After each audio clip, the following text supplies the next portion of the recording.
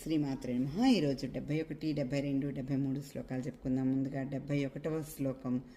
రాజరాజార్చితారాజ్ఞి రమ్యా రాజీవలోచన రంజనీ రమణీరస్య రణత్కింకిణి మేఖల.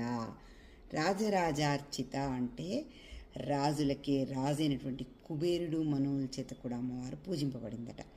రాజ్ఞి అంటే కామేశ్వరుని భార్య అని, రమ్య అంటే మనోహరమైనటువంటిది అని, రాజీవలోచన అంటే పద్మముల వంటి కన్నులు కలిగినటువంటిది అని, రంజని అంటే భక్తులను తన కృపారసముతోటి రంజింపచేసేటువంటిది అని, రమణి అంటే భక్తుల్ని ఆనందింపచేసేటువంటిది అని, రస్య అంటే ఆనందమే తన స్వరూపంగా కలిగినటువంటిది తల్లి అని అర్థం.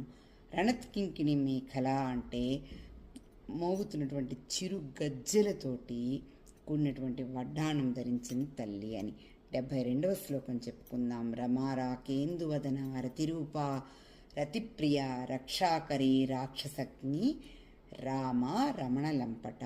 రమ అంటే లక్ష్మీదేవి స్వరూపం కూడా అని, రాకేందువదన అంటే పౌర్ణమి చంద్రుని పోలినటువంటి రమణీయమైనటువంటి ముఖము కలిగినటువంటిది అని, రతిరూప అంటే రతీదేవి మన్మధుడి భార్య రతీదేవి ఆమె వంటి రూపం కలిగినటువంటిది అని, రతిప్రియ అంటే రతీదేవి కూడా ప్రియమైనటువంటిది అని, రక్షాకరి అంటే రక్షించున్నటువంటిది అని, రాక్షసగ్ని అంటే రాక్షసులను సంహరించేటువంటి తల్లి అని, రామ అంటే ఎప్పుడూ సంతోషంగా ఉండేది అని అర్థము. రమణలంపట అంటే రమణునితో అంటే భర్తతో అత్యంత సాన్నిహిత్యమైనటువంటి సంబంధాన్ని కలిగినది అని అర్థము. తర్వాత 73వ శ్లోకం. కామ్య కామ కళారూప కదంబ కుసుమ ప్రియ కళ్యాణి జగతి కంద కరుణారస సాగర.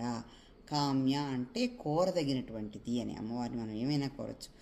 కామ కళారూప అంటే కామేశ్వరుని యొక్క కళ యొక్క రూపం అమ్మవారి అని. కదంబ కుసుమ ప్రియ అంటే కడిమి పువ్వుల ఎందు ప్రేమ కలిగినటువంటిది అని. కళ్యాణి అంటే శుభలక్షణములు కలిగినది అని.